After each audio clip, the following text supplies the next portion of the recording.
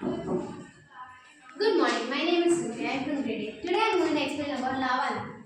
Abstract. The lava lamp illustrates the principle of density, solubility, and the effect of heat on liquids. Question. What is the effect on adding the effervescent tablets or the Eno powder to the mixture of water and oil on the movement of the liquids in the lava lamp? When we add the effervescent tablet or the lava or the Eno powder, the lava lamp will start bubbling and fizzing up and go down again.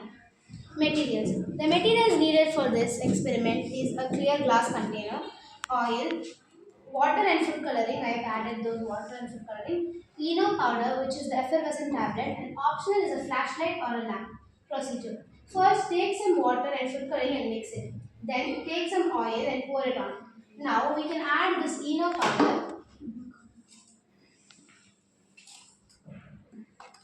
If we add the Eno powder to the mixture, the result will be the lava lamp experiment is successful, demonstrating the fluid dynamics with the gas colored from the effervescent tablet, causing the bubbles to rise onto the oil and come down again. Conclusion. The lava lamp experiment illustrates how different in density and solubility it is in.